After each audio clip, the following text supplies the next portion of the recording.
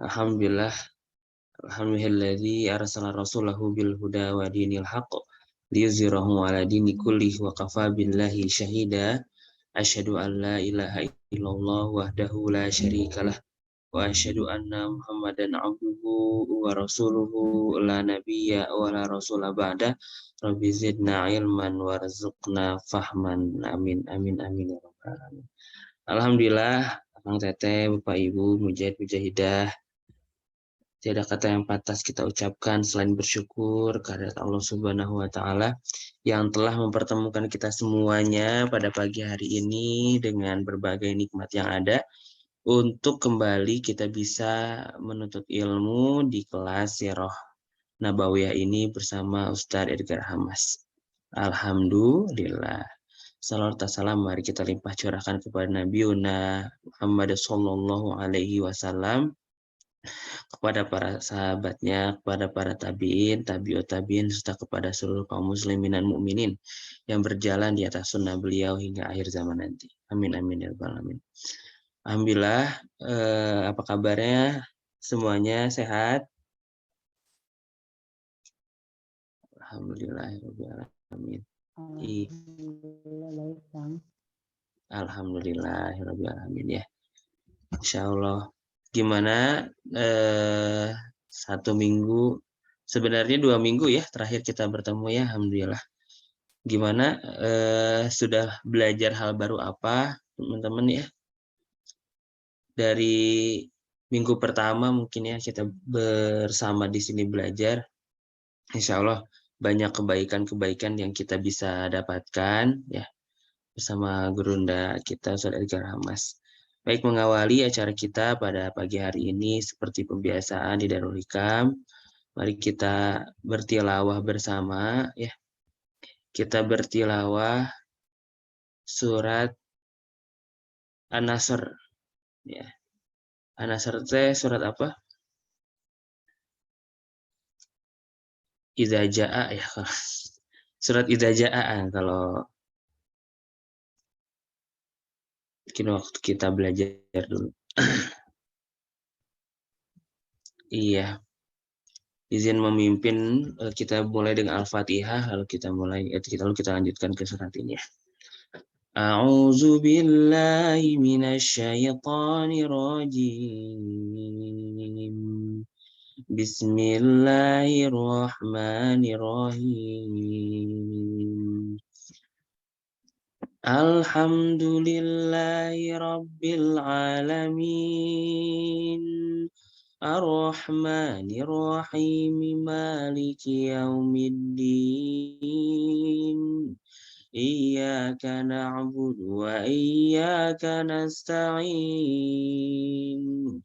Ihdinas siratal mustaqim.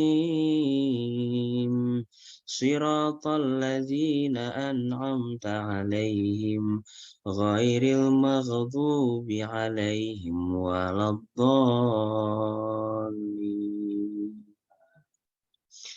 Bismillahirrahmanirrahim.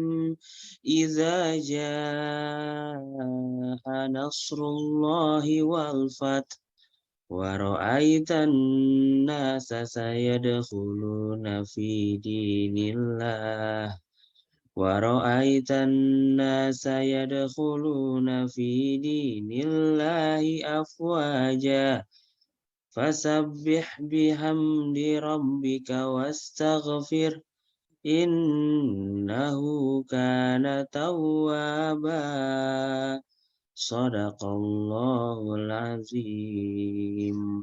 Shadaqallahul azim wa shadaqa rasuluhun nabiyil karim wa nahnu ala dzalika minasyahidin wa syakirin. Semoga dengan tilawah tadi acara kita dapat berjalan dengan lancar dan diridhoi Allah Subhanahu wa taala. Amin amin ya rabbal alamin.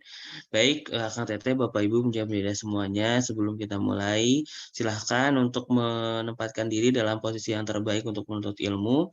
Silahkan buka catatannya, silahkan siapkan alat tulisnya. Kita ikat ilmu yang kita dapatkan pada pagi hari ini dengan ikatan tulisan, sehingga kita bisa reminder kembali, membaca kembali apa yang telah kita pelajari pada hari ini. Baik, sudah tengah-tengah kita Ustaz Edgar Hamas. Kita izin menyapa dulu. Assalamualaikum Ustaz Edgar. Waalaikumsalam warahmatullahi wabarakatuh. Lah, bagaimana kabarnya Ustaz? Alhamdulillah baik. Baik. Itu gimana Ustaz? Sehat? Amin ya.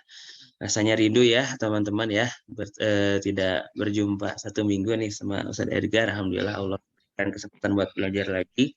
Ya, baik. Kita masuk ke pertemuan keempat ini saja ya. Betul.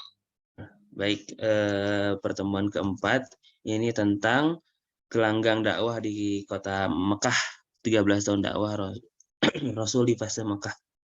Baik, tanpa berlama-lama lagi, ya silahkan Ustaz Edgar, waktu tempat dipersilahkan. Alhamdulillahirabbil alamin. Bismillahirrahmanirrahim. Assalamualaikum warahmatullahi wabarakatuh. Waalaikumsalam warahmatullahi wabarakatuh. Alhamdulillahil qail idza jaa nasrullahi wal fath wa ra'aitan nasa yadkhuluna fi dinillahi afwaja fasabbih bihamdi rabbika wastaghfir innahu kana tawwab. Segala puji bagi Allah yang telah menganugerahkan kepada kita nikmat luar biasa. Nikmat luar biasa itu ada banyak.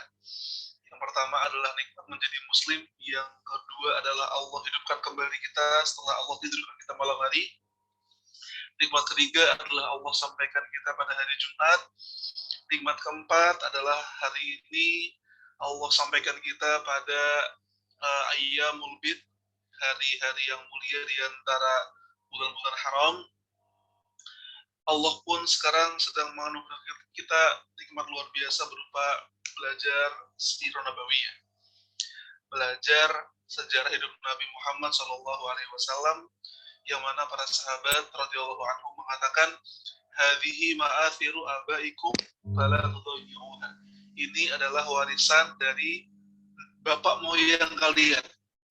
Ini adalah warisan dari para pendahulu kalian. Fala tudayyi'uha, maka jangan menyia-nyiakannya. Siapapun yang membaca Sirah Nabawiyah, dia akan selalu mendapatkan inspirasi ketika dia jatuh. Dia tidak perlu motivasi dari Mario Teguh.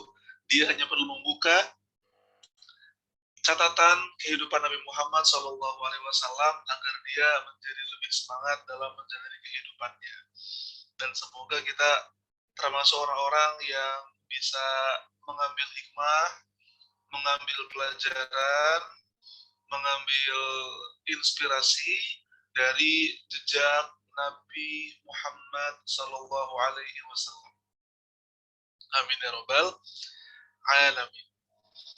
Salam dan salawat semoga tetap tercurah limpahkan kepada Nabi Muhammad SAW dan juga pada para sahabat beliau, para orang-orang yang hidup setelah para sahabat, wa man tabi'ahum bi ihsan ila yaumiddin, dan juga kepada setiap orang-orang yang mengikuti jejak langkah Nabi Muhammad selama hidupnya.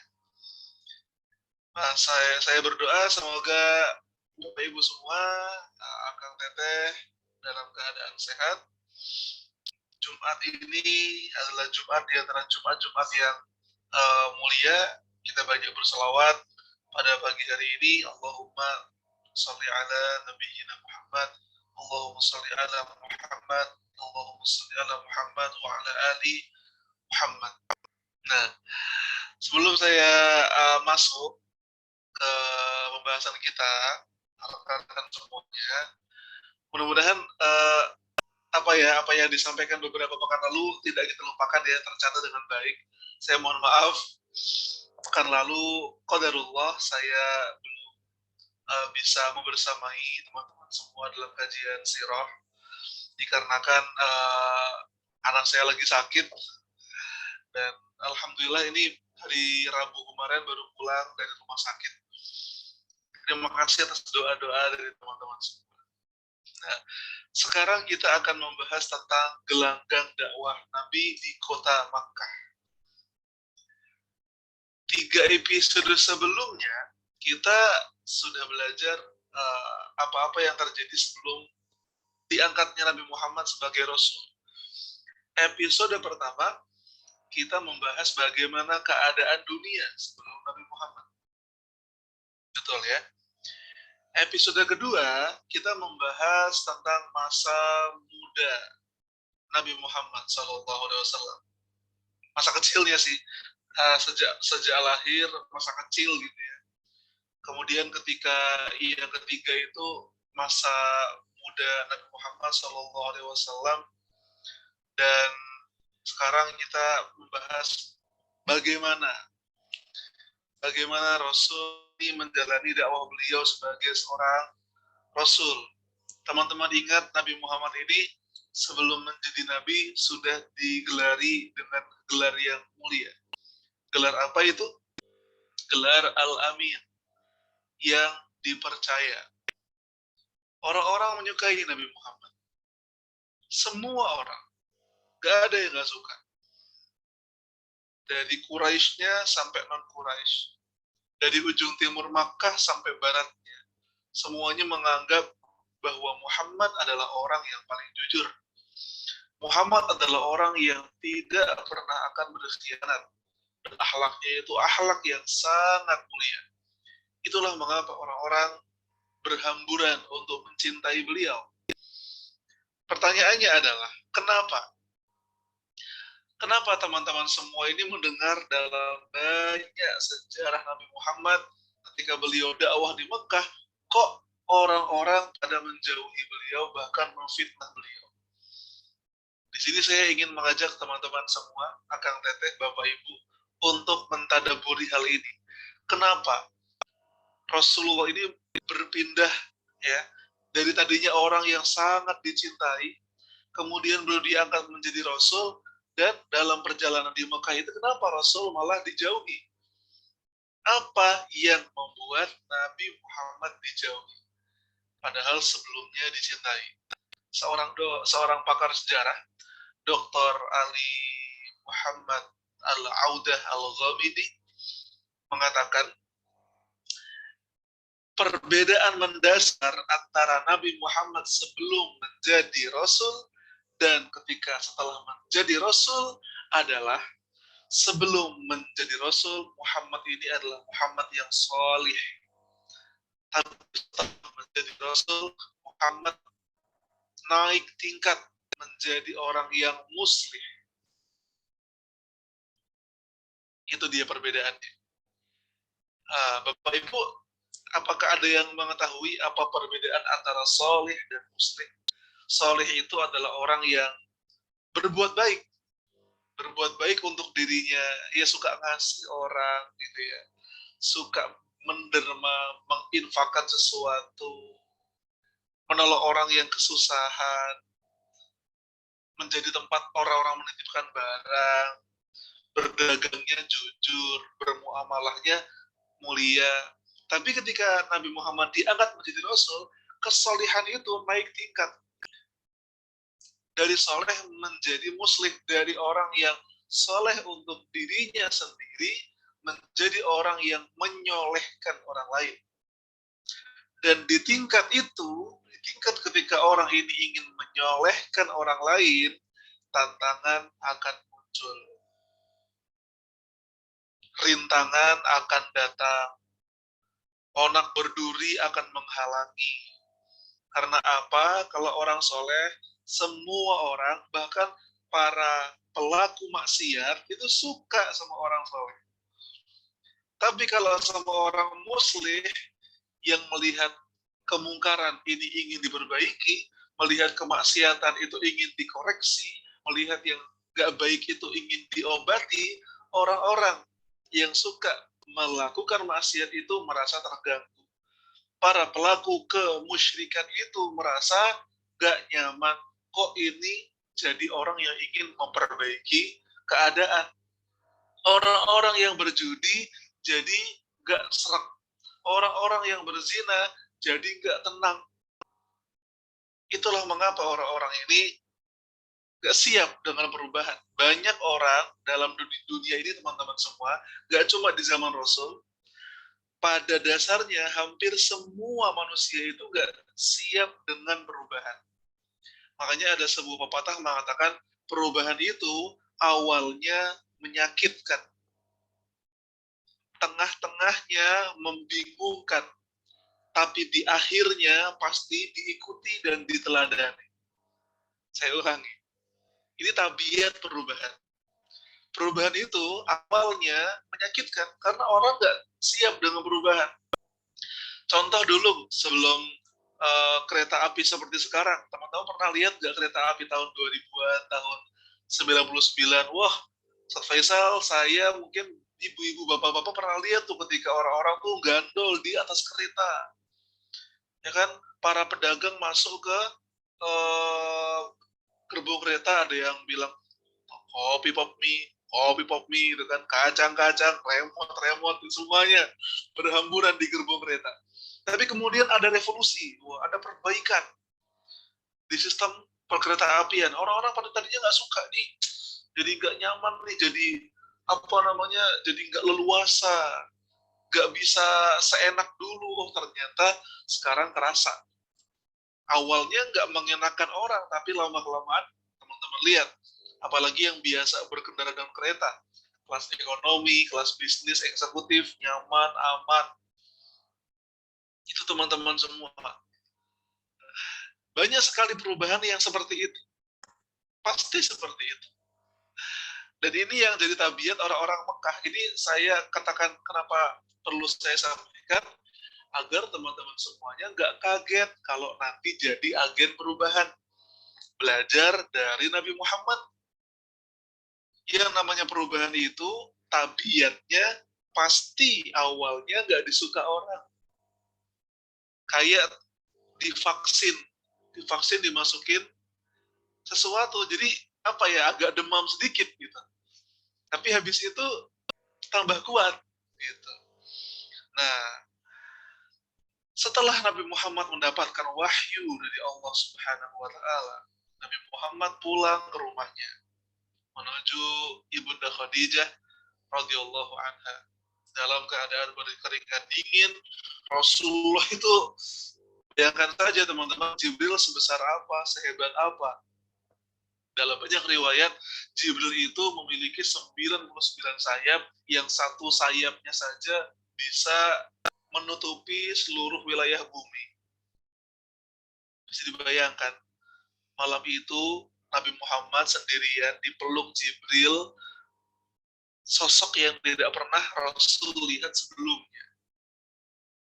Gak cuma dipeluk, disuruh baca. Iqra. 5 ayat turun di malam itu, dan kemudian Rasul turun dari Gua Hira, dan ada sebuah suara, Ya Muhammad, anta Rasulullah wa ana Jibril. Wahai Muhammad, Anda adalah Rasulullah dan aku adalah Jibril. Sampai kemudian ke rumah, menggigil Rasulullah SAW dan bertanya kepada Khadijah, bagaimana ini? Apakah itu benar, malaikat Jibril? Apakah itu benar? Apakah itu benar bahwa aku adalah seorang Rasul, seorang utusan? Dalam keadaan beliau menggigil, berkeringat dingin, dan hampir gak percaya apa yang terjadi, apa yang beliau lihat, Ibunda Khadijah, lihat teman-teman semua, kalimatnya luar biasa. Apakah aku akan ditinggalkan, kata Rasul? Apakah aku akan disia-siakan? Apakah aku tidak akan dipedulikan oleh Allah? Ibunda Khadijah mengatakan, La wallahi la yuhsikallahu abada. Tidak, sekali-kali Allah tidak akan menyia-nyiakanmu. Karena apa kata Ibunda Khadijah? Innaka latasilur rahim, karena engkau adalah orang yang suka menyambung tali silaturahim. Wa tahmilul kalla, engkau suka menolong orang-orang yang kesusahan. Kalla la yuhsikallahu abada. Allah tidak akan menyia-nyiakan. Di saat itu orang nggak ada yang percaya, nggak ada yang beriman.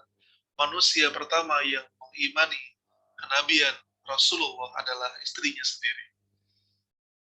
Dia di sini, Ibunda Khadijah percaya langsung. Kenapa Ibunda Khadijah percaya? Karena beliau tahu betul Muhammad ini sejak awal memang adalah orang yang berbeda. Ibunda Khadijah menikahi Rasul bukan karena kegantengannya Rasul, bukan karena beliau ya ganteng pasti, tampan pasti, tapi satu sisi yang paling utama Ibunda Khadijah menikahi Rasul karena akhlak beliau yang mulia. Dan akhlak itu adalah akhlak yang susah didapatkan pada orang-orang Quraisy. Maka ketika Nabi Muhammad ini diangkat menjadi Rasul, Ibunda Khadijah gak bilang masa sih, gak bilang coba diingat-ingat lagi, mungkin mimpi. Ibunda Khadijah tahu bahwa Muhammad ini berkata jujur. Maka bisa dikatakan teman-teman, awwalu man aslama Khadijah. Manusia pertama di antara sekarang nih miliaran umat manusia yang menjadi muslim, yang pertama kali beriman pada Rasulullah seorang wanita. Kalau ada orang yang bilang wanita itu tidak punya peran besar dalam Islam, saya katakan dengan jelas dengan sirah ini, justru manusia pertama yang beriman pada Muhammad adalah seorang wanita. Manusia pertama yang syahid dalam sejarah Islam adalah wanita. Sumayyah, ibunya Ammar. Dan kurang lengkap lagi, saya tambah lagi. Justru manusia pertama yang membangun kota Makkah adalah wanita. Ibunda Hajar. Kurang lengkap, saya tambah lagi. Justru manusia pertama yang menghadapi Fir'aun dan percaya diri sebagai seorang muslim adalah wanita. Jadi keluarganya sendiri. Kalau dari non-keluarga Nabi Musa. Tapi orang pertama yang menghadapi Fir'aun dari keluarganya sendiri dan percaya diri sebagai muslim adalah seorang wanita, Ibunda Asiyah binti Muzahim. Lihat, deretan wanita-wanita penggerak sejarah ini. Betapa Islam memuliakan wanita dan dijadikan wanita itu punya peran luar biasa dalam sejarah Islam. Bahkan kalau saya tambahin lagi, manusia pertama yang membuat universitas dalam sejarah Islam adalah wanita juga, Fatimah Al-Fihriyah. Jadi kalau kita mempelajari Ibunda Khadijah itu banyak sekali yang beliau bisa kita tadaburi. Beliau seorang wanita yang sejak jahiliyah, ada yang ingat gelarnya Ibunda Khadijah? Al-Afifah At-Tahirah. Orang yang afif, orang yang ifah, menjaga diri, At-Tahirah, yang suci. Dan gelar itu sudah disematkan oleh orang Quraisy kepada Khadijah bahkan sebelum Islam datang. Jadi cocok, sekufu kalau bahasa kita. Sekufu itu bahasa Arab ya teman-teman. Dari coba lihat Al-Ikhlas, walam yakul lahu kufuwan ahad. Tidak ada yang sekufu dengan Allah. Nah, Rasul dan Khadijah kufuan. Kemudian apa yang terjadi setelah Rasul tenang? Itu wahyu sempat terputus. Wahyu sempat putus dan Rasul agak bingung, ini beneran gak sih? Gitu. Ini beneran gak sih aku diangkat jadi nabi gitu. Karena habis Al-Alaq 1-5 turun ini, wahyu terputus sekitar beberapa pekan. Juga ada yang bilang beberapa bulan, teman-teman semua. Sampai kemudian Rasul diajak oleh Khadijah untuk datang kepada sepupunya Khadijah. Sepupu Khadijah ini adalah seorang yang belajar Injil, dan dia ini orang yang sudah tua, tapi dia mampu membaca tanda-tanda kenabian pada Nabi Muhammad. Namanya adalah Waraqah bin Naufal. Waraqah bin Naufal menyadari ada sesuatu yang berbeda pada Muhammad, pada Rasulullah. Nabi Muhammad cerita apa yang beliau alami di malam itu ketika beliau bertemu malaikat Jibril, ketika beliau didekap, kemudian disuruh baca Iqra. Apa kata Waraqah, teman-teman semua? Waraqah itu faham, karena dia orang yang belajar kitab-kitab terdahulu, dia sadar, tahu nggak yang datang pada kamu itu siapa? Jawabannya tuh jawaban yang jelas, singkat, padat. Innahun namus, itu adalah Jibril. Nama lainnya Jibril itu namus, teman-teman semua. Innahu an-namus. Dia adalah namus, dia adalah Jibril. Yang dia adalah makhluk yang sama, ya, yang Tuhan utus untuk memberi wahyu kepada Musa. Dan dia adalah makhluk yang sama yang Tuhan utus untuk memberi wahyu kepada Isa. Kenapa disebut dua nabi ini doang, teman-teman semua? Ada banyak nabi, tapi dua ini punya kesamaan. Sama-sama Allah turunkan pada mereka kitab suci. Nabi Musa, Allah turunkan kitab Taurat. Nabi Isa, Allah turunkan kitab Injil. Dan mengapa kok disebutnya dua nabi ini dan dua yang diberi kitab ini? Karena baik Taurat dan Injil dua-duanya mengabarkan tentang kabar kelahiran dan kehadiran Nabi akhir zaman.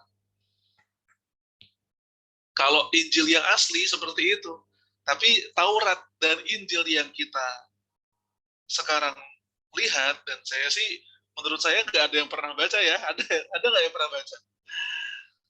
Kalau kita pun pernah baca, teman-teman semua, Injil sama Taurat itu tidak ada yang asli lagi. Kata siapa? Firman Allah Subhanahu wa taala, yuharrifunal kalima an mawadhi'ihi.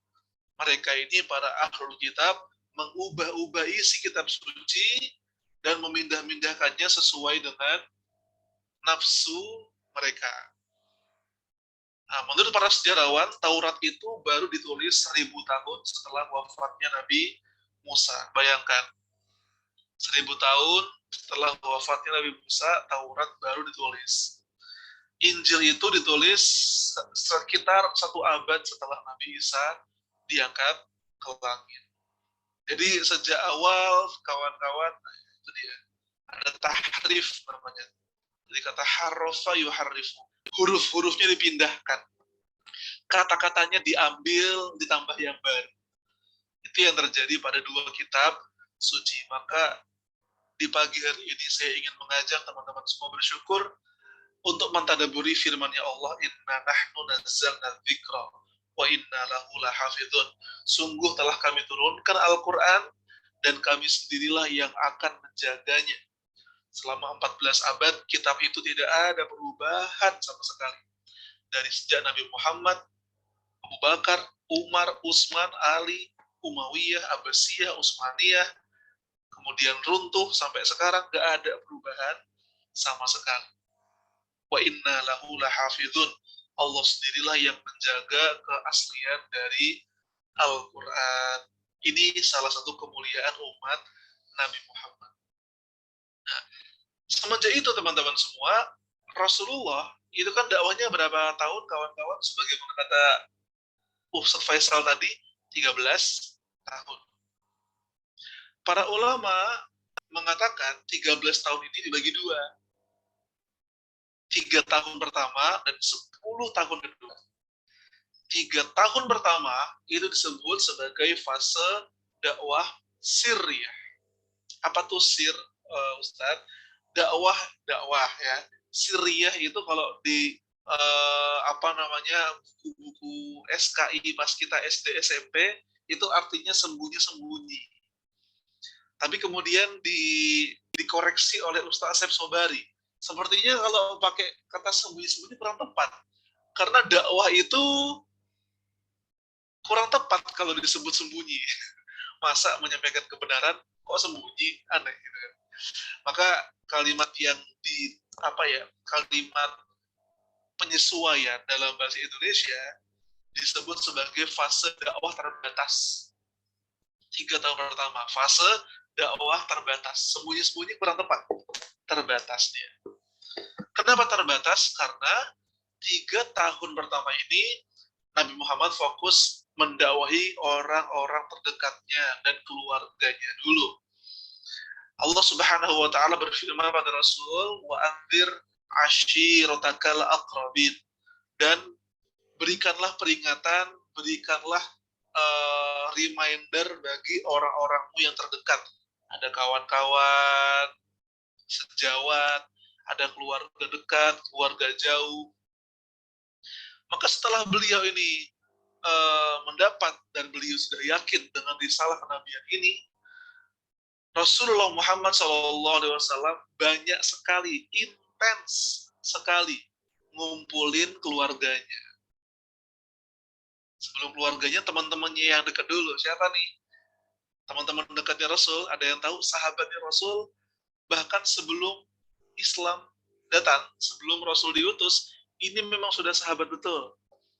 Usianya 2 tahun lebih muda dari Nabi Muhammad, dan dia bernama Abdullah bin Uthman, yang kemudian beliau masuk Islam, dan Rasul gelari beliau sebagai Abu Bakar As-Siddiq. Apa arti Abu Bakar? Bapak Ibu sekalian, Abu artinya Bapak, Bakar artinya segera. Disebut sebagai Abu Bakar karena dia ini adalah seorang laki-laki yang selalu bersegera dalam kebaikan. Kalau Ibunda Khadijah adalah manusia pertama sekaligus wanita pertama yang beriman sama Rasul, maka Abu Bakar adalah laki-laki pertama dalam sejarah Islam yang beriman kepada Nabi Muhammad SAW ketika hampir semua orang mendustai beliau. Disebut As-Siddiq karena Abu Bakar ini membenarkan apa yang Rasul sampaikan, apapun itu. Dan paling kentaranya lagi, Abu Bakar ini membenarkan peristiwa Isra Mi'raj. Peristiwa Isra Mi'raj itu istimewa, Bapak Ibu. Kenapa? Karena orang-orang Quraisy itu tahunya kalau mau traveling dari Mekah ke Palestina ada butuh waktu 2 bulan. Sebulan untuk berangkat, sebulan untuk pulang. Tapi Abu Bakar As-Siddiq itu percaya betul. Kalau Muhammad bilang dia ke Palestina dalam semalam dan balik lagi ke sini, semuanya dalam waktu semalam, aku percaya. Apa-apa yang Rasulullah katakan, aku beriman. Itu makanya teman-teman susah sekali. Wah, luar biasa. Abu Bakar ini beda dari yang lain. As-Siddiq. Nah, kita lihat dalam beberapa template. Saya mohon maaf, slide-nya mungkin menyusul ya, karena saya baru buat slide, belum saya terjemahkan dari bahasa Arab. Aslamas sabiqun al-awwal. Kita kenal orang-orang kemudian yang pertama masuk Islam, mereka digelar sebagai as-sabiqun al-awwalun. As-sabiqun artinya orang-orang yang lebih dulu, sabaqah. Al-awwalun artinya yang awal-awal. Siapa saja mereka? As-sabiqun al-awwalun, pertama tentunya adalah Ibunda Khadijah, lalu Ali bin Abi Thalib. Ali ini adalah orang yang pertama kali masuk Islam dari kalangan anak-anak. Usianya Ali saat itu 9 tahun. Luar biasa. Muncul gak sih pertanyaan kenapa Ali bisa masuk Islam di usia semuda itu? Bapak Ibu sekalian, karena Ali ini adalah anak yang memang dididik langsung oleh Nabi Muhammad. Lalu selain Ali ada Zaid bin Harithah. Beliau ini adalah mantan budaknya Nabi Muhammad, kemudian dibebaskan, dimerdekakan, dan menjadi anak angkatnya Nabi Muhammad. Maka ini kalau sebagai wawasan, yang pertama masuk Islam dari wanita, Khadijah. Laki-laki, Abu Bakar. Anak-anak, Ali. Dari mantan budak, Zaid bin Harithah. Ini 4 orang yang pertama masuk Islam. Ditambah 4 lagi, jadi dalam banyak riwayat, as-sabiqun al-awwalun itu 8 orang. Khadijah, Abu Bakar, Zaid, tambah 4 lagi. 4 lagi ini dari kalangan budak. Bilal bin Rabah. Kemudian ada yang bukan budak sih, ada yang namanya Miqdad, ada yang namanya Khobab. Dan termasuk yang pertama-tama adalah Ammar bin Yasir. Kalau Bapak Ibu pernah mendengarnya, Ammar bin Yasir ini adalah seorang anak dari mantan budak. Nama bapaknya adalah Yasir, nama ibunya yang tadi saya sebutkan, Sumayyah. Wanita pertama yang syahid, bahkan bukan wanita saja, manusia pertama yang syahid dalam sejarah Islam. Bapak ibunya ini mantan budaknya Bani Makhzum yang mengabdi kepada Abu Jahal. Tadinya ibu sama bapaknya itu gak percaya dengan apa yang dibawa Rasul, sampai kemudian diyakinkan oleh Ammar bahwa patung-patung yang disembah itu gak membawa manfaat dan mudarat sama sekali. Akhirnya satu keluarga ini masuk Islam. Disebut sebagai keluarga pertama yang full masuk Islam, bapak, ibu, dan anak. Nah, Rasulullah kembali ke tadi, Rasul mengumpulkan keluarga-keluarganya, Bani Hashim, Bani Abdul Muttalib, kemudian keluarganya diajak diskusi, ngobrol bareng tentang risalah ini, tentang dakwah Islam. Apa kemudian terjadi? Orang-orang dari Bani Hashim itu ada yang menerima, ada yang menolak. Dan di antara yang menolak itu, kawan-kawan semuanya adalah Abu Lahab. Abu Lahab itu adalah paman Rasul yang sejak awal tuh nggak suka dengan dakwahnya Nabi Muhammad. Padahal sayang ya, Abu Lahab itu orang yang senang sekali ketika Rasul lahir.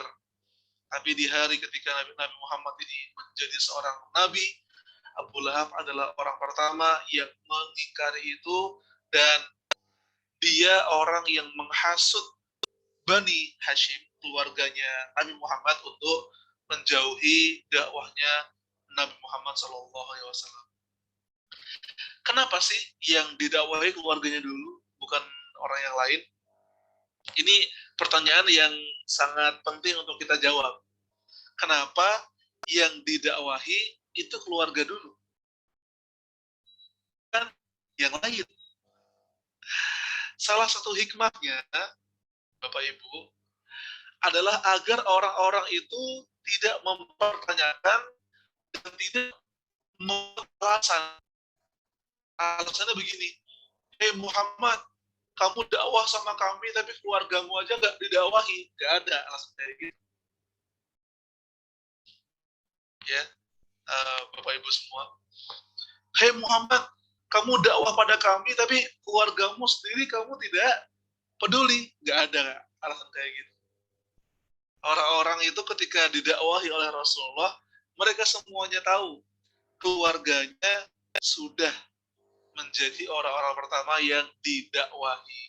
Ada yang menerima, ada yang tidak. Yang menerima ya Ali bin Abi Thalib, kemudian Ja'far bin Abi Thalib, anak-anaknya Abu Thalib, teman-teman semua.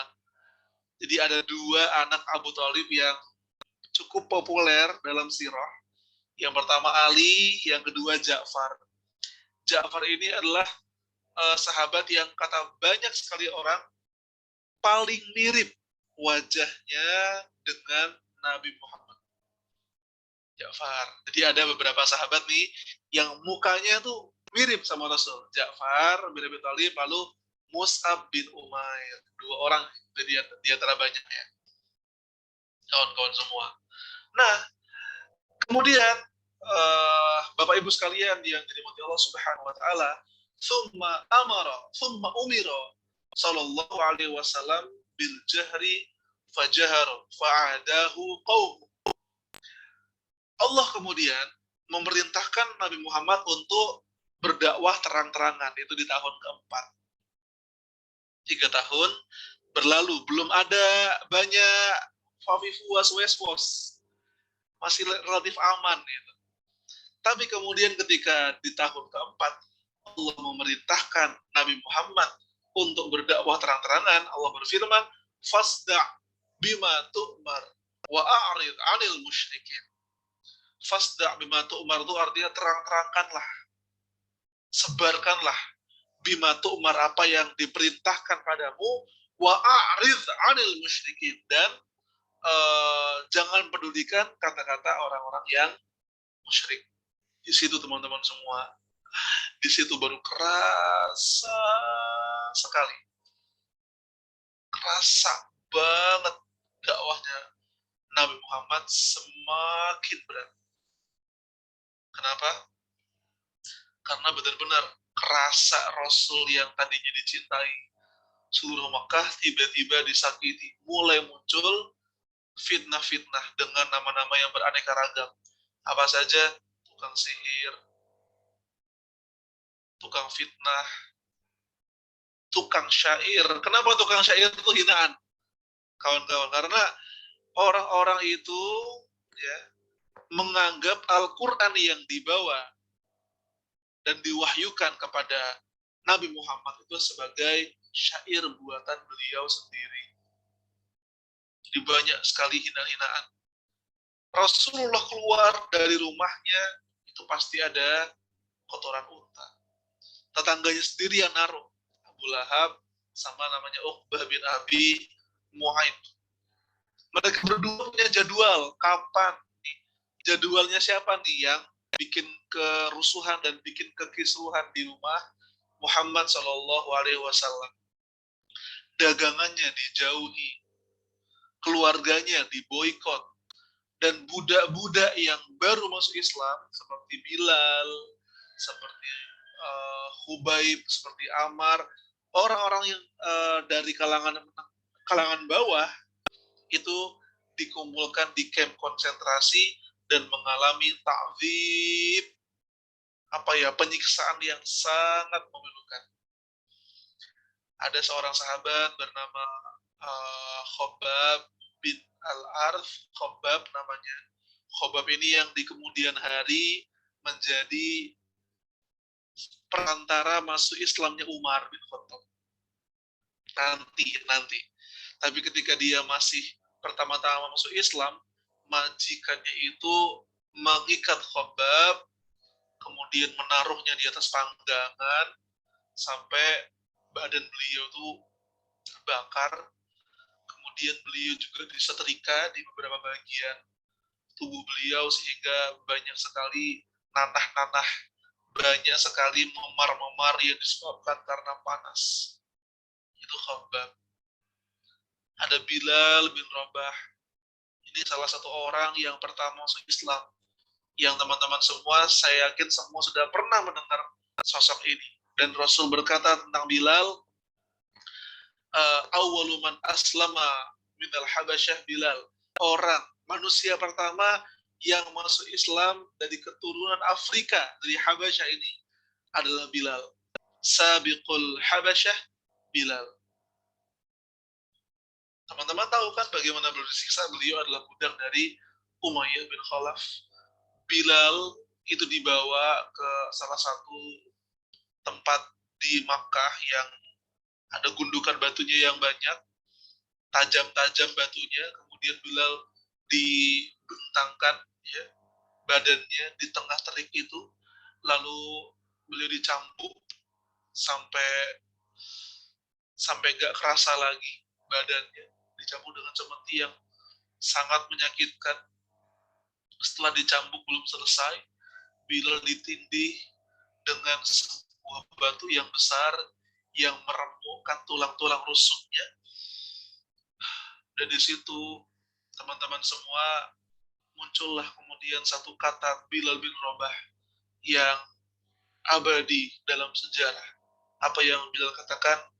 Bilal mengatakan ahadun ahad, ahadun ahad, Allah yang Maha Esa, Allah yang Maha Esa. Karena dari satu penyiksaan ke penyiksaan lain, Bilal selalu ditawari dan dipaksa untuk kembali pada Tuhan yang lalu, pada Hubal, pada Uzza, pada Lata, pada berhala-berhala jahiliyah.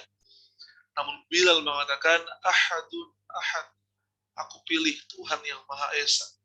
Semakin Bilal itu terang-terangan dan semakin keras dia mengucapkan ahadun ahad, batu yang ditimpakan semakin banyak.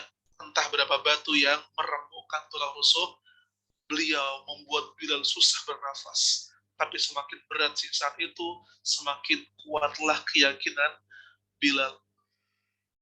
Mungkin gak semua orang tahu kenapa Bilal mengatakan ahadun ahad dan bukan kata-kata yang lain. Dalam sebuah riwayat, Bapak Ibu sekalian, Bilal mengatakan, karena ayat yang aku hafal saat itu hanya qul huwallahu ahad saja. Dan kalau ada ayat lain yang aku hafalkan selain itu, maka aku pasti mengucapkannya. Lihat, Bapak Ibu sekalian, kalau ada ayat selain Al-Ikhlas yang aku hafal, maka akan aku sebutkan di depan majikanku. Tapi saat itu, ayat yang terngiang di kepalaku hanya ayat ini. Ahadun ahad. Kata-kata ahadun ahad ini, ya, Bapak Ibu sekalian, adalah slogan yang di kemudian hari ketika perang Badar digunakan kaum muslimin untuk melawan kaum musyrikin. Selain Allahu Akbar, slogan kaum muslimin di perang Badar adalah ahadun ahad. Seakan-akan mengingatkan orang-orang Quraisy bahwa dulu budak yang kau siksa dan dia mengatakan ahadun ahad, slogan itulah yang kami pakai hari ini untuk menghadapi tirani dan kemungkaran yang kalian buat. Dan Allahu Akbar di Badar, Allah menangkan kaum muslimin, Abu Jahal mati, Umayyah bin Khalaf yang menyiksa Bilal mati, terbunuh di tangan Bilal bin Rabah. Keadaan balik 180 derajat. Nah, ini sebuah tabiat dakwah, kawan-kawan semua. Semua nabi, dari Nabi Adam sampai Nabi Muhammad, pengikut pertamanya itu pasti orang miskin. Ini penting untuk saya sampaikan. Jadi ada dua elemen pengikut Nabi yang paling banyak. Pertama orang miskin, kedua anak muda. Kenapa orang miskin, teman-teman semua? Kenapa orang miskin yang mengikuti dakwah Nabi? Karena orang-orang kayanya sombong dan gengsi. Pasti. Dan ini teman-teman semuanya, Bapak Ibu sekalian, sampai hari ini pun masih relate. Betapa sulitnya berdakwah ke orang kaya. Karena apa? Mental orang kaya itu, ya, ada dua kemungkinan. Mental Nabi Sulaiman, which is itu jarang sekali. Atau yang kedua, mentalnya Qarun. Dan Allah Subhanahu wa Ta'ala mengatakan dalam Al-Quran, tidaklah diutus seorang nabi kecuali pasti ya, akan ada para pembesar kaum, para elit politik, para orang-orang yang punya kedudukan yang merintangi dakwah mereka. Jadi biasanya yang ngikutin dakwah Nabi pertama-tama itu orang miskin, dan yang melawan nabi-nabi itu adalah orang-orang yang kaya. Tapi bukan berarti kita nggak boleh jadi orang kaya, nggak gitu. Karena kenyataannya yang miskin, pengikutnya Rasul itu memang miskin, tapi di antara mereka ada orang-orang yang kayanya minta ampun. Kaya minta ampun. Siapa saja mereka? Tiga orang. Coba tebak 3 orang siapa nih? 3 orang, 4 orang berarti sama perempuan. 1, Ibunda Khadijah, saudagar kaya, suppliernya Rasul, pembela dakwahnya Rasul, wah, Khadijah. Yang kedua, Abu Bakar As-Siddiq, seorang pedagang sukses, kaya raya, dan beliau Abu Bakar membebaskan lebih dari 20 budak. Satu budak itu mungkin habis 2 miliar kalau kita rupiahkan. Jadi kalau misalkan 20 kali 2 berapa? Wah, Masya Allah. Habis kali teman-teman semua, 2 miliar kali 20, 400. Banyak sekali yang Abu Bakar dermakan untuk membebaskan budak-budak kaum muslimin.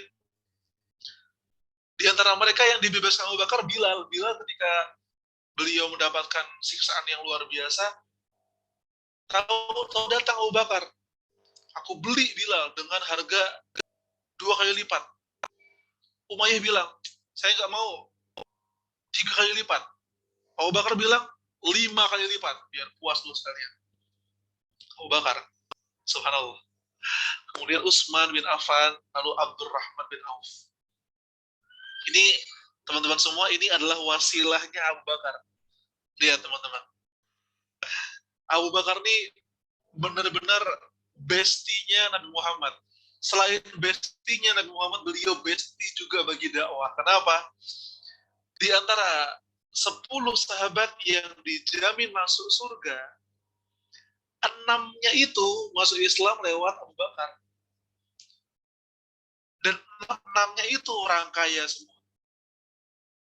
Makanya, wah luar biasa. Kapan-kapan kita ngebahas mungkin seberapa penting peran Abu Bakar dalam fase-fase awal dakwahnya Nabi Muhammad SAW. Nah, qama kufaru Quraisy bi ta'dzibi man alamu bi islamihi. Orang Quraisy itu kemudian membuat sebuah kepanitiaan untuk membuat camp konsentrasi, camp penyiksaan. Mereka menggelontorkan dana buat itu. Gak sampai pikirkan teman-teman semua. Kenapa sih? Kenapa orang Quraisy itu kok sampai menggelontorkan dana, bikin tempat sendiri, bikin penjara sendiri, mendatangkan orang-orang miskin di situ buat disiksa sampai mati? Kalau mereka nggak rela, mereka nggak mau dakwahnya Muhammad ini, kalau kata mereka nggak mau budak-budak mereka direbut oleh Muhammad. Mereka nggak siap kalau pembantu-pembantu mereka itu nggak patuh sama mereka. Itu yang dikhawatirkan oleh orang-orang kaya. Nah, subhanallah teman-teman semua, di sini ada pelajaran penting setelah itu. Apakah kemudian Nabi Muhammad dakwahnya itu tanpa strategi? Tentu tidak. Meskipun yang dihadapi adalah orang-orang yang uangnya banyak, kedudukannya tinggi, powernya gede, justru menghadapi orang-orang kayak gini, Nabi Muhammad benar-benar menggunakan strategi yang jitu. Itulah mengapa Rasulullah ketika dakwah di Mekah punya sebuah markas, punya sebuah tempat kumpul.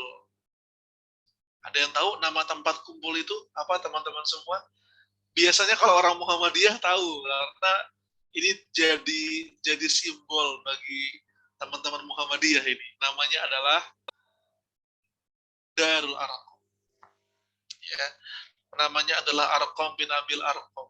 Gitu. Meskipun nggak orang Muhammadiyah juga sih.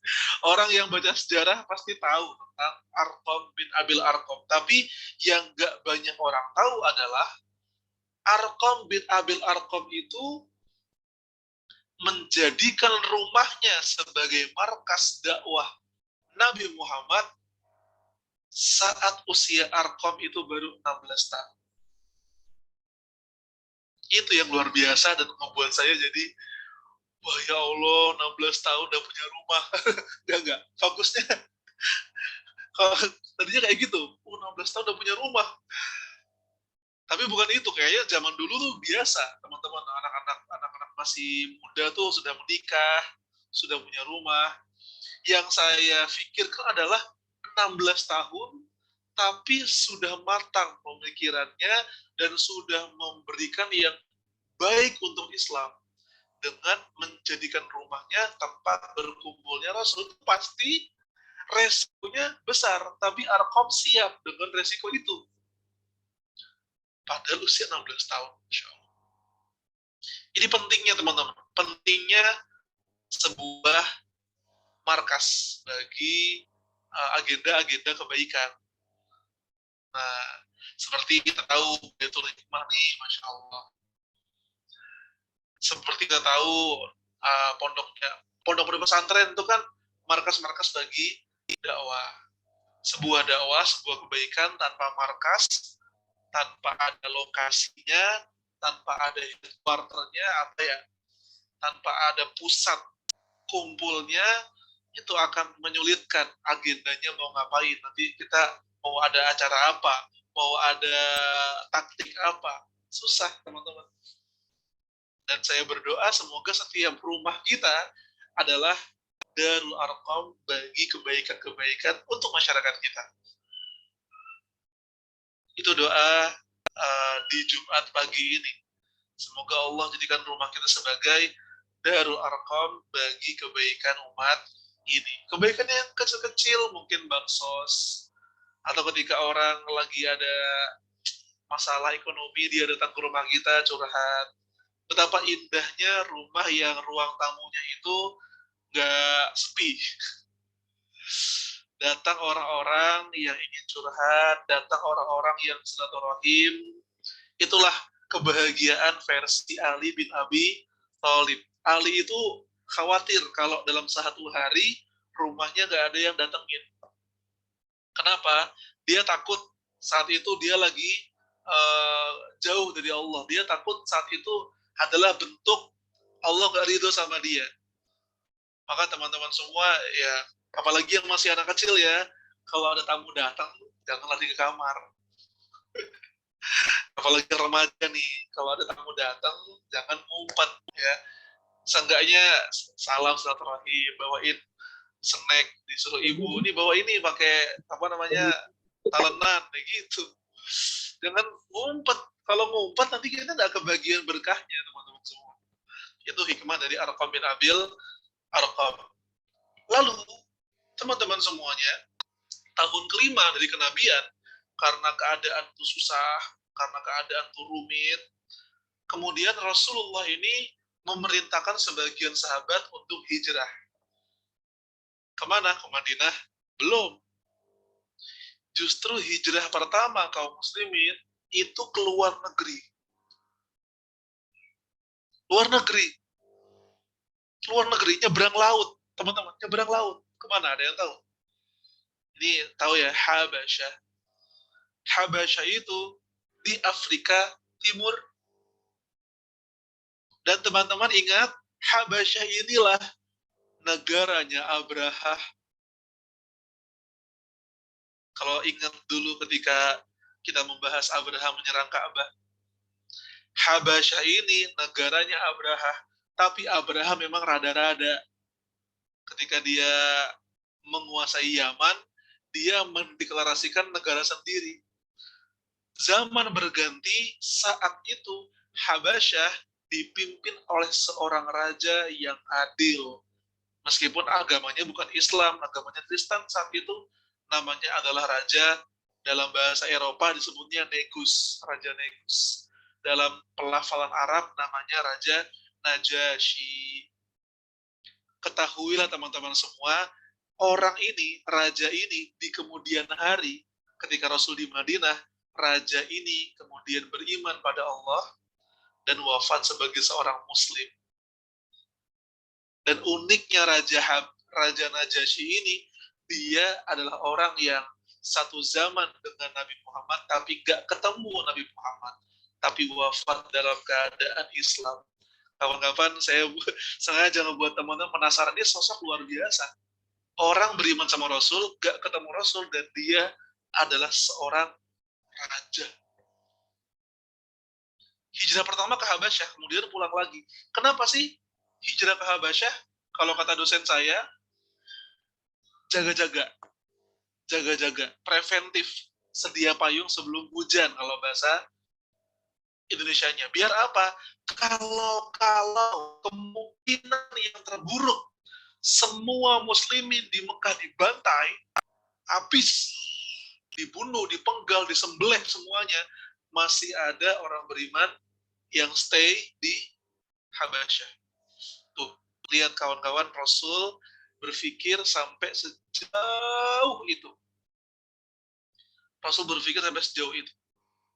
Rasul berpikir kalau dakwah ini di Makkah semuanya dibantai, masih ada yang terus di Habasyah. Tapi alhamdulillah masih bertahan. Akhirnya yang di Habasyah pulang lagi. Dan di tahun ke-6, nih teman-teman, titik balik. Di antara 13 tahun dakwahnya Rasul ya, di tahun ke-6 setelah Nabi Muhammad diangkat jadi Rasul, muncul sebuah peristiwa yang luar biasa yang perlu kita catat.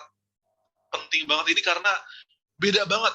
Sebelum peristiwa ini dan setelah peristiwa ini, itu beda banget. Tadinya orang tuh nyakitin, ya, membantai, menyembelih, gak suka sama Rasul, semuanya disakitin. Tapi semenjak peristiwa ini, orang-orang jadi segan, semakin takut. Bahkan ada orang-orang yang gak berani mendekati Rasul ketika Rasul tawaf di Ka'bah. Apa peristiwa itu? Terima kasih ada yang ngetik di kolom chat. Nah, masuk Islamnya Hamzah dan Umar. Ini dia, teman-teman semua. Hamzah bin Abdul Muthalib, pamannya Nabi Muhammad yang terkenal dengan kegagahannya, suka berburu singa, dihormati oleh orang-orang karena kebijaksanaan dan keberaniannya. Satu ketika Nabi Muhammad itu sedang dakwah terang-terangan, kayak semacam pawai dengan sahabat-sahabatnya saling pegang tangan, berbaris mengelilingi kota Makkah, dilempar dengan tomat, dihalangi dengan kayu bakar. Ada yang tahu siapa yang menghalangi dengan kayu bakar? Lihat surat Al-Lahab, wa mar'atuhu hammalatal hatab. Istrinya Abu Lahab itu yang jadi bagian ngumpulin kayu bakar dan dibakar agar Nabi Muhammad gak bisa lewat jalan kota Mekah. Sampai di Ka'bah, Nabi Muhammad mengingatkan orang-orang tentang bahaya dari azab Allah, mengajak orang-orang buat beriman kepada Allah. Di tangga Ka'bah, Abu Jahal datang, kemudian tanpa satu kata pun dia langsung menampar Nabi Muhammad sampai pipi beliau merah dan keluar darah dari mulutnya. Saat itulah Hamzah datang dari perburuannya, dan kemudian Hamzah turun dari kudanya. Orang-orang diam saat itu, karena semua orang tahu siapapun yang melawan Hamzah pasti kalah. Siapapun yang berhadapan dengan Hamzah pasti berakhir dengan babak belur. Dia Hamzah yang singa saja kalah karena sama dia, apalagi manusia biasa. Hamzah datang setelah turun dari kudanya, kemudian dia berkata, siapa yang mau melawan Muhammad, hadapi saya dulu. Siapa yang ingin menyakiti Muhammad, hadapi saya dulu. Ada di antara kalian semuanya? Ada yang mau mati hari ini? Ada yang mau babak belur hari ini? Hadapi saya sekarang. Tidak ada yang datang. Tidak ada yang maju. Melihat Nabi Muhammad dalam keadaan tertampar, beliau terzalimi dan Abu Jahal ada di situ, Hamzah langsung menampar Abu Jahal dengan busur panahnya, dan muncullah kata-kata ini. Atashtumuhu wa ana ala dini. Mengapa kalian mengejek dan menyakiti Muhammad padahal aku berada pada agamanya? Mengapa Anda menyakiti Muhammad padahal aku adalah seorang Muslim? Teman-teman tahu nggak? Saat Hamzah bilang seperti itu, Hamzah belum masuk Islam. Tapi lidahnya diarahkan Allah untuk bilang seperti itu. Itu Hamzah belum masuk Islam, teman-teman. Hamzah belum masuk Islam, dan semalaman setelah peristiwa itu, Hamzah bingung. Aduh, gua ngomong apa tadi? Iya, beneran. Ini kata banyak pakar sejarah, ini cukup unpopular. Hamzah tuh bingung. Ini tadi saya ngomong apa? Atas itu, aku belum masuk Islam, aku nggak tahu Islam itu apa. Tapi aku tahu Muhammad itu orang yang baik, dia ada pada kebenaran. Tapi aku belum masuk Islam. Besoknya Hamzah datang ke rumah Arqam dan kemudian menghadap Nabi Muhammad. Dengkul beliau menghadap dengkulnya Nabi, menempel. Kemudian Hamzah curhat, wahai Muhammad, kau tahu kemarin aku membelamu. Tapi sungguh ketika aku mengatakan kalimat itu, aku belum menjadi seorang muslim. Kemudian apa yang kemudian Rasul lakukan? Rasul kemudian meletakkan tangan suci beliau di dadanya Hamzah dan mendoakan, Allahumma tsabbithu ala dinik. Ya Allah, tegakkanlah Hamzah pada agamamu. Tetapkanlah Hamzah pada agamamu. Kemudian Hamzah menjadi tenang, Hamzah menjadi plong, dan kemudian asyhadu an la ilaha illallah wa asyhadu anna Muhammadar Rasulullah. Dosen saya bilang, mentadaburi peristiwa ini, ada banyak jalan menuju Makkah, maka ada banyak jalan juga menuju hidayah. Termasuk kisah Hamzah cukup unik, karena dia justru menjemput hidayahnya diawali dengan salah ngomong. Tapi itu bukan salah ngomong, jelas bukan salah ngomong. Itu sudah ditakdirkan oleh Allah. Kemudian dia pelong sama Islamnya, dan luar biasa, Hamzah dapat gelar sebagai singa Allah. Ternyata kemenangan itu belum berhenti. Gentar orang Quraisy dengan Islamnya Hamzah, Rasul kemudian melanjutkan doanya yang beliau masyhur sekali doa ini. Apa doa itu? Allahumma a'izzal Islam bi ahadi umarain. Ya Allah, tolonglah Islam dengan salah satu di antara dua Umar ini. Kalau bukan Umar bin Khattab, ya Amr bin Hisham. Amr bin Hisham itu Abu Jahal, teman-teman semua. Ya Allah, di antara Umar bin Khattab atau Abu Jahal, ya Allah, mana yang paling kau sukai? Jadikanlah salah satu di antara dua ini masuk Islam. 3 pekan setelah Hamzah masuk Islam, Umar bin Khattab masuk Islam.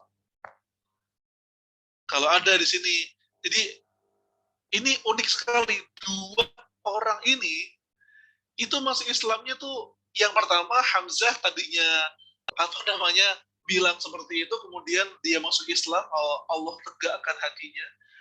Umar itu masuk Islamnya luar biasa, masuk Islam karena doanya Nabi Muhammad.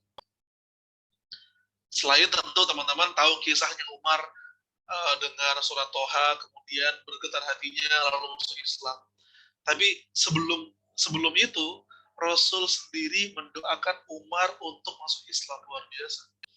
Makanya teman-teman semuanya, saya tutup dulu kegiatan kita nih, agenda kita dengan kata-kata Ibnu Mas'ud, kata-kata Abdullah bin Mas'ud ketika Umar nih masuk Islam. Abdullah bin Mas'ud menggambarkan dan mengabadikan kenangan ketika Hamzah dan Umar ini masuk Islam dengan 3 kalimat. Kana Islamu Umar fathun. Islamnya Umar adalah kemenangan. Wa hijratuhu nasrun. Dan hijrahnya Umar adalah sebuah kemenangan pula. Yang pertama fathun, awal mula kemenangan. Wa hijratuhu nasrun. Hijrahnya adalah kemenangan. Wa imaratuhu rahmah. Dan kepemimpinan Umar adalah rahmat. Sejak itu teman-teman semuanya, dakwah menjadi berbeda. Semakin terang benderang, tapi karena semakin terang benderang, yang nyakitin, yang gak suka juga semakin besar. Karena benar-benar langsung, ini face to face jadinya. Tadinya Rasul itu banyak sabarnya gitu kan, disakiti. Setelah Hamzah dan Umar masuk Islam, dua sosok ini ngebuat orang-orang Quraisy bungkam, karena jadinya gampang tawaf. Sholat di Ka'bah nggak ada yang ganggu. Kenapa? Nggak ada yang berani sama Hamzah dan Umar. Nah, tapi sejak tahun 6 sampai tahun 13 masih ada jejak-jejak dan usaha-usaha Nabi Muhammad Shallallahu Alaihi Wasallam.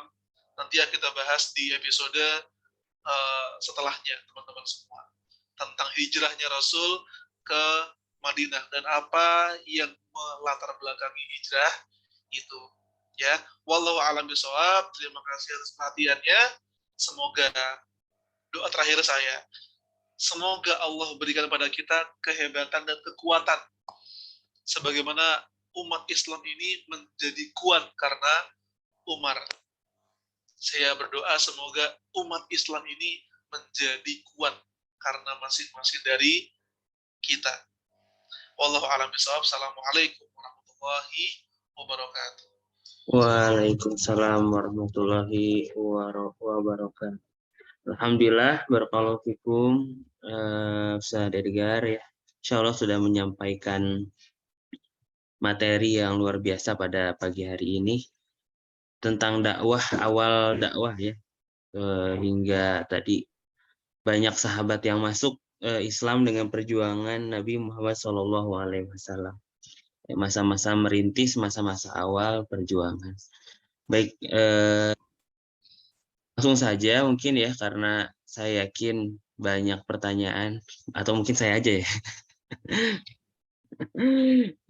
Husnuzon ya, saya husnuzon teman-teman ada banyak pertanyaan yang ada. Silahkan untuk teman-teman yang hendak bertanya, sharing, ya. Bisa teman-teman tulis di kolom chat atau menggunakan fitur raise hand, langsung bertanya kepada Ustadz Edgar. Ya, silahkan. Mungkin ini yang teman-teman yang open cam nih. Ada Teh Hanif, Teh Rasi, Teh Lisna, ada Bu Mari, silahkan. Yang hendak bertanya, silahkan ditanyakan kepada Ustadz Edgar. Nah, yang mungkin saya sebagai membuka pertanyaan saya tentang Darul Arqam tadi. Ya. Apa namanya? Itu kan sebuah rumah-rumah dari sahabat bernama Arqam gitu ya, yang menjadi tempat untuk belajar gitu ya, untuk jadi madrasahnya gitu ya. Nah, itu apakah ada dari dalam sejarah, apakah ada perlawanan dari kafir Quraisy gitu ya terhadap tempat tersebut? Apakah diblokade atau apakah diteror seperti itu ya? Karena itu salah satu tempat yang strategis ya menurut saya ya, karena penyebaran secara efektif dan efisien mungkin bisa terjadi di sana. Itu yang pertama. Yang kedua, aktivitas apa saja, metode pengajaran seperti apa ya pada saat awal-awal yang mungkin kita bisa terapkan di sini gitu ya, untuk mengawali sebuah pembelajaran di madrasah masing-masing atau di tempat ngajar masing-masing gitu ya. Bagaimana metode yang dilakukan oleh Rasulullah SAW di awal, materi ataupun metode. Atur nuhun, jazakumullah.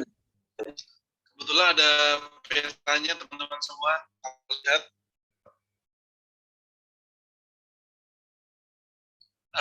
Gambarnya apakah ter-share dengan baik? Nah, kalau teman-teman lihat ini, ada titik yang dinamakan The House of Al-Arqam. Dan dia dekat dengan Ka'bah, tapi dia hidden. Kalau bahasa anak gaulnya, hidden game. Hidden game mutiara yang tersembunyi.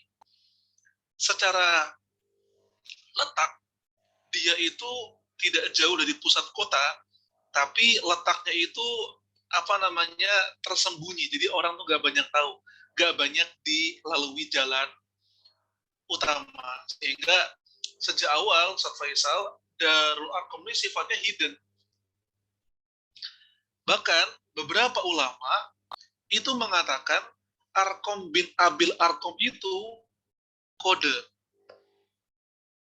bukan nama orang. Ini menarik.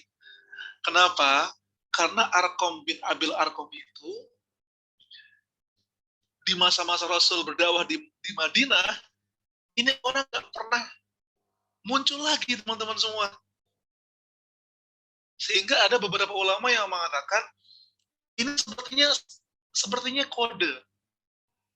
Teman-teman tahu nggak Arqam itu artinya apa? Arqam itu artinya angka. Angka dia.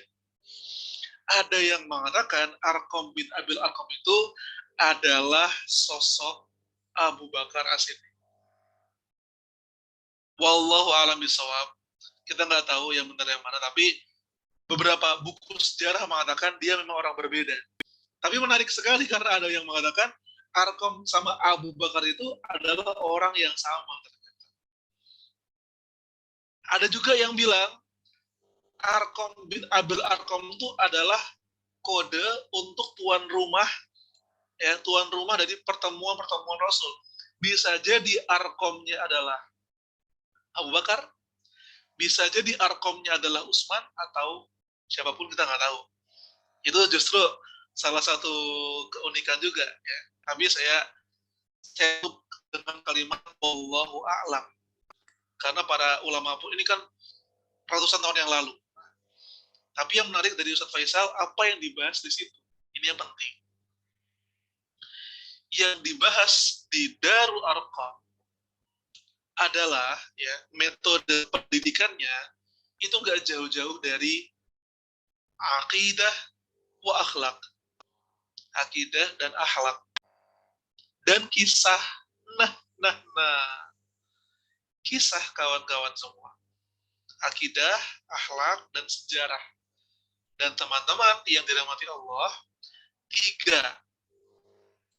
metode pendidikan ini, 3 konten ini bisa teman-teman dapatkan kalau lagi membaca surat-surat Makkiyah. Gak akan jauh-jauh. Contoh, akidah. Idza zulzilatil ardu zilzalaha. Ketika bumi itu bergoncang, tanda-tanda kiamat. Al-Qari'ah, mal-Qari'ah, wa ma adraka mal-Qari'ah, tentang hari kiamat, tentang hari kebangkitan. Wailun yauma idzin lil mukadzibin. Kecelakaan pada hari itu bagi orang-orang yang mendustakan. Akidah. Yang kedua, akhlak. Falyanzuril insanu ila ta'amih. Hendaklah orang itu melihat apa yang dia makan. Ada lagi, ara'aital ladzi yukadzibu biddin fadzalikal ladzi yad'ul yatim. Ini akhlak. Tahukah kamu orang yang mendustakan agama, yaitu orang yang menelantarkan anak yatim. Wala yahuddu ala ta'amil miskin, dan gak suka memberi pada orang miskin. Fawailul lil musallin alladzina hum an salatihim sahun, dan orang-orang yang suka melalaikan salat. Itu akhlak. Dan kisah. Ada yang tahu kisah? Apa contohnya? Alam tara kaifa fa'ala rabbuka bi ashabil fil. Apalagi teman-teman semuanya ada di surat, contohnya apa tuh yang setelah An-Naba, teman-teman? An-Nazi'at. Apa namanya? Idhab ila fir'auna innahu tagha. Datanglah wahai Musa kepada Fir'aun, dia sungguh telah melampaui batas. Kemudian tentang kisah Nabi Soleh di surat Asy-Syams, kisah tentang Nabi Yahya, Nabi Yusuf, itu Maryam dan Yusuf itu surat Makkiyah. Teman-teman semua. Kenapa sejarah? Kenapa kisah? Jawabannya di surat Hud. Wa kullan naqussu 'alaika min anba'ir rusul ma nuthabbitu bihi fu'adak. Dan kisah-kisah Rasul itu kami sampaikan padamu untuk meneguhkan hatimu. Ternyata kajian sirah itu penting sekali. Karena itu bagian dari cara Rasulullah meneguhkan jiwa sahabat-sahabatnya. Luar biasa. Wallahu a'lam bishawab. Insyaallah hatur nuhun Ustaz ya. Jadi itu pun bisa ini ya cukup mind blowing ya yang Darul Arqam. Ya Rokmun ya. Arqam kode. Entah siapa itu. Wallahu alam. Menarik. Ya silahkan untuk ditadaburi ya teman-teman. Kalau saya penasaran Ustaz, kalau misalkan di Madinah itu kan sudah tidak dalam tanda kutip sudah sembunyi-sembunyi ya. Itu untuk tempat majelis ilmunya itu langsung di Masjid Nabawi ya Ustaz ya? Sahih. Oh. Betul, di Masjid Nabawi, dan itu tempat-tempatnya kebagi-bagi. Ada tempat yang biasa muhajirin nongkrong, ada tempat biasa ansar nongkrong gitu. Bukan nongkrong, astagfirullahaladzim, bermajelis. Gak sempat namanya. Pakai kata-kata nongkrong. Iya. Oke. Ustadz kan Masjid Nabawi itu kan yang awal kan sekarang luas ya Ustadz ya, luas gitu, perluasan lagi. Masjid Nabawi yang asli kan tidak seluas yang sekarang. Nah, Iya. apa namanya, keutamaan untuk sholat di Masjid Nabawi yang 1000 kali itu, apakah untuk di Masjid Nabawi yang lama atau sudah yang sekarang sampai luar-luar juga itu sudah termasuk Ustadz ya? Para ulama Madinah ini ijma, konsensus, mereka menyepakati dan mempelajari bahwa kullaman tasa'a Masjidun Nabawi ittasa'a ajruhu. Seluas apa Masjid Nabawi, maka di batas luas itulah pahala 1000 kali itu masih tetap ada selama dia di dalam pagar gitu. Jadi nggak cuma di bangunan lamanya saja. Kalau lamanya saja, wah bakal penuh tuh di tengah-tengah. Kalau Masya Allah. Iya, Kalau iya, iya. Mekah sekota, siapapun yang sholat di kota Makkah kan bukan Masjidil Haram saja, tapi seluruh kota Makkah, bukan batas administrasinya ya, tapi batas syar'inya, dia tuh kehitung pahala 100.000 kali. Jadi haramnya Makkah itu satu kota, tapi kalau haramnya Madinah itu satu masjid. Berarti bukan di Masjidil Haram saja Ustadz ya untuk 100.000 kali itu ya? Bukan cuma di Masjidil Haram. Makanya di banyak hotel-hotel kan ada itunya kan, ada musolanya kan. Ya. Oh iya iya. Kalau umroh Ustadz, hotelnya di Zamzam Tower yang sekian meter dari Masjidil Haram. Sholatnya Iya. Banyak banget orang di yang kamar. sholat di Zamzam Tower, betul. Ya jangan di kamar juga. Iya iya. Ya sayang juga sebenarnya kalau udah umroh jauh-jauh tetap di kamar ya. Ya mungkin pesan ke ini ya pesan ke. Sahih. Betul. Oke. Selanjutnya masih ada waktu ya. Oke. Dari Teh Dini dari Balikpapan. Setelah masuk Islamnya Hamzah dan Umar, orang-orang Quraisy malah lebih berani dengan memboikot Muslimin selama 3 tahun. Ini langkah yang lebih kejam lagi. Kenapa ya Ustadz? Kira-kira bagaimana membacanya kondisi tersebut mungkin ya? Syukran Iya. Biasanya begini, kalau secara psikologi ya, orang tuh akan ngelakuin hal-hal yang di luar nalar kalau dia udah kehabisan akal. Itu, Teh Dini. Orang akan ngelakuin hal-hal yang nekat kalau dia sudah kehabisan akal. Itu yang dilakukan orang-orang Quraisy. Udah habis akal, Khadijah masih bersama Rasul, Abu Thalib masih membela Muhammad meskipun Abu Thalib masuk Islam, ya kan? Kemudian Umar masuk Islam, Hamzah masuk Islam, orang Quraisy gimana lagi nih? Aduh, akhirnya mereka membuat sebuah kesimpulan yang mereka sendiri tuh setengah hati ngelakuinnya. Apa itu? Ngeboikot Bani Hashim dan Bani Muthalib, yang mana gak semua itu sepakat. Ada yang gak suka, ada yang gak setuju dengan kesimpulan itu. Karena apa? Yang diboikot gak cuma orang beriman. Itu Bani Hashim ada yang masih musyrik, tapi ikut ke boikot juga. Aduh, ini malah akan menjadi awal mula perpecahan di Quraisy nih. Dan hebatnya, orang-orang musyrik Bani Hashim ini membela Nabi Muhammad meskipun mereka nggak masuk Islam. Hamiyat al-jahiliyah namanya. Ikatan kekerabatan jahiliyah. Loyal sama keluarganya meskipun beda akidah. Ini yang kemudian Allah ganti dengan ukhuwah Islamiyah. Beda marganya, beda kabilahnya, tapi akidah menyatukannya. Itu. Akhirnya kan boikotnya selesai.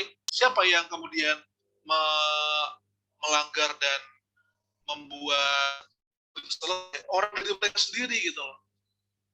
Ada orang dari mereka yang nggak setuju dengan itu, setengah hati. Akhirnya dari Bani Hashim ada yang datang ke Ka'bah juga, melihat mana perjanjiannya, mana surat pemboikotan itu, lihat di Ka'bah ternyata sebagaimana teman-teman tahu sudah dimakan rayap, hanya menyisakan satu kalimat Bismikallahumma, dengan menyebut nama Allah. Orang awam mungkin kaget, kok Orang musyrikin pakai bismikallahumma, mereka tahu Allah itu, lagi-lagi, mereka tahu Tuhan itu Allah, tapi disekutukan, itu masalah mereka. Wallahu a'lam bishawab. Ya, Insya Allah. Kalau disekutukan jadi terkesannya Allahnya nggak powerful dong ya? Ya, Iya. makanya dosa menyekutukan Allah itu nggak diampuni, besar sekali. Insya Allah. Syirik itu dosanya besar sekali karena menyekutukan Allah, teman-teman. Jangan sampai ya. Zaman sekarang tuh kita kalau zodiak, percaya dukun, percaya remote langit, ya apalagi yang kemarin tuh jangan beriman sama yang gitu-gitu. Itu bentuknya syirik. Ya.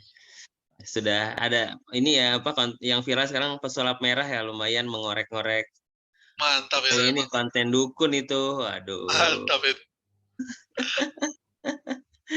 Baik. Oke, dari Mutmainnah ini mungkin sudah pembahasan sudah ya tentang Arkom bin Abi Arkom tadi. Ada pertanyaan dari Blokir Kominfo. Wah, ini sekalian bernanya, sekalian kampanye ya. Ustadz, sahabat yang diperintahkan hijrah ke Habasyah lebih dari latar belakang keluarga terhormat. Mengapa bukan para mantan budak yang habis dibully dan mengalami harassment gitu ya, tapi malah sultan-sultannya gitu ya, kayak Ja'far bin Abi Thalib gitu ya, terus dan kawan-kawan. Jawaban paling simpelnya adalah orang kalau keluar negeri itu pasti yang punya duit. Iya juga. Ya itu simpel, itu benar. Dosen saya bilang kayak gitu. Kenapa yang hijrah ke Habasyah itu para petinggi? Karena mereka yang punya keran ekonomi. Mereka stay di Habasyah, uang tetap ngalir, investasi karena dagangan tetap jalan. Yang di bawah, yang menengah ke bawah ya, itu yang membersamai Rasul. Itu memang salah satu konteksnya, itu yang pertama. Yang kedua, elit ketemu elit itu akan lebih klop.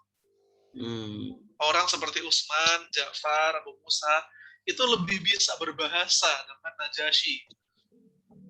Begitu teman-teman semua. Bukan berarti orang-orang miskin tuh di di nomor sekian kan atau gimana. Enggak, mereka berjuang dengan medannya masing-masing. Jangan dikira Utsman gak berjuang, jangan dikira Ja'far gak berjuang. Mereka tuh badlul mal, mereka berjuangnya dengan harta, teman-teman semua. Makanya kan dalam Al-Quran kan wajahidu fi sabilillahi bi amwalikum wa anfusikum. Disebutnya amwal dulu, harta dulu, baru jiwa gitu.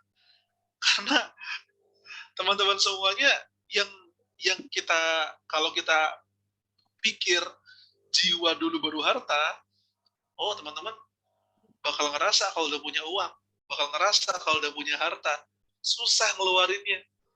Kalau jiwa ya gampang, tinggal ngeluarin diri kita kemana gitu kan, ikut aksi, ikut apa. Tapi kalau harta itu pengorbanannya lebih, teman-teman semua.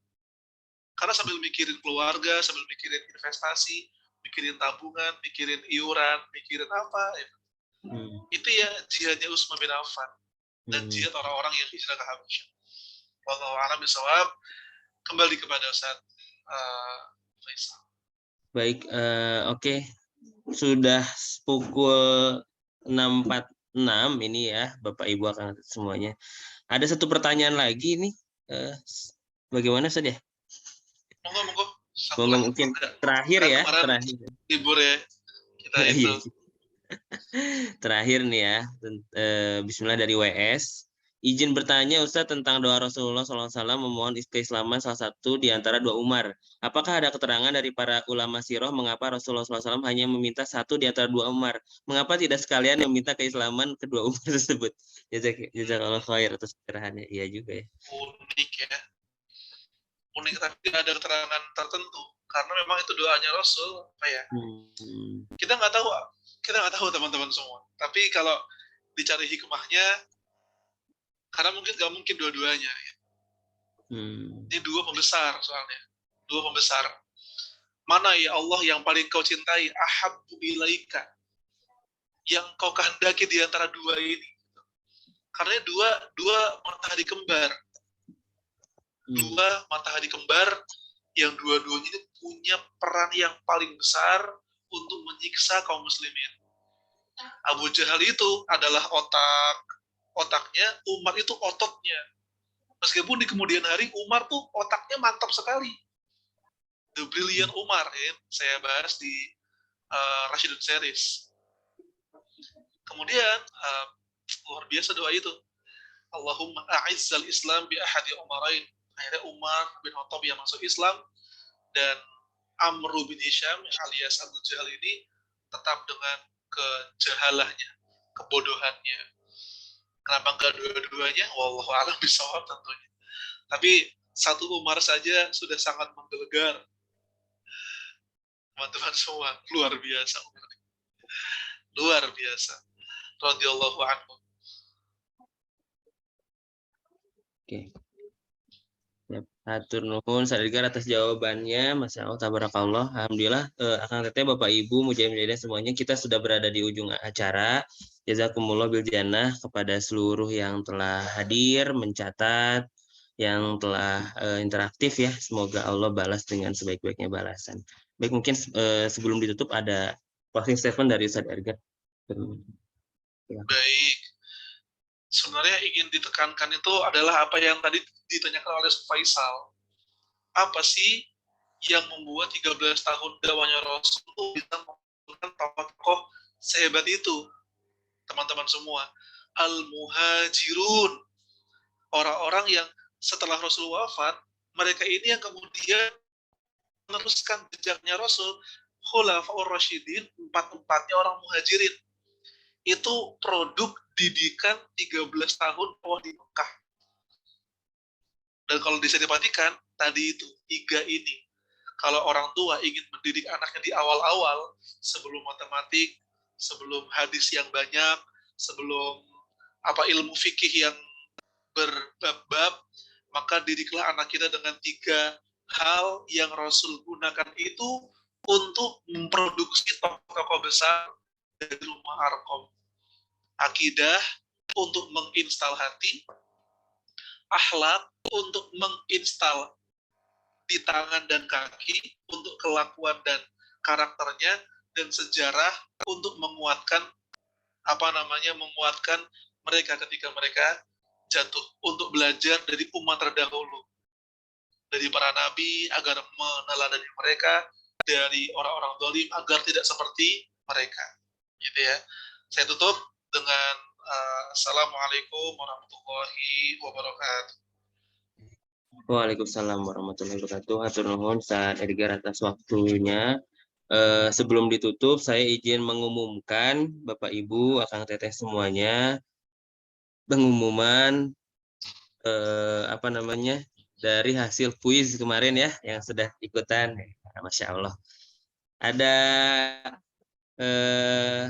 ini singkat saja ya karena sudah overtime, tapi perlu diumumkan. Insya Allah nanti di akhir kita akan bikin kuis lagi ya untuk review materi secara keseluruhan. Anggaplah ini UTS, nanti ada UAS mungkin seperti itu ya. Nah, ini hasil yang kemarin, Masya Allah. Barakallahu fikum kepada 3 yang teratas atas nama Windargi. Apakah WS tadi Windargi ini ya? Aku dan sejarah, walau alam ini itu siapa? Ini anaknya sejarah banget nih. Yang ketiga ada Taqiyuddin Ja'far. Sampai 3 kali percobaan ya, Windargi ini baru dapat 145 100%. Yang mantap aku dan sejarah nih, 1 kali upaya langsung 145 ya 100%. Barakallahu fikum, jazakumullah bil jannah ya yang sudah ikutan di sini. Yang ikutan ada 109 peserta dari 29 pertanyaan. Alhamdulillah rata-rata di atas 50% ya untuk ketepatannya. Ya, sampai jumpa lagi di kuis selanjutnya.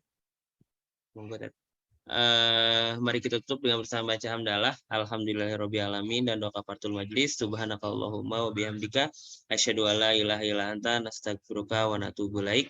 Assalamualaikum warahmatullahi wabarakatuh. Waalaikumsalam warahmatullahi wabarakatuh. Hatur nuhun. Jazakumullah. Turun. Waalaikumsalam. Assalamualaikum.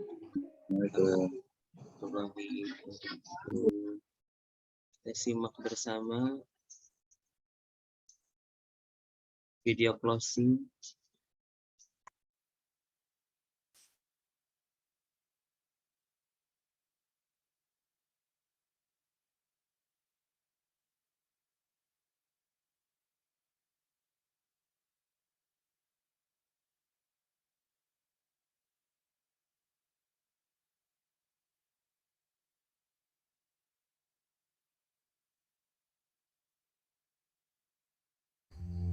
Terima kasih atas kehadiran Anda.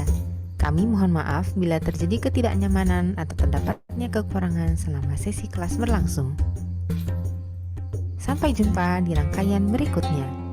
Wassalamualaikum warahmatullahi wabarakatuh.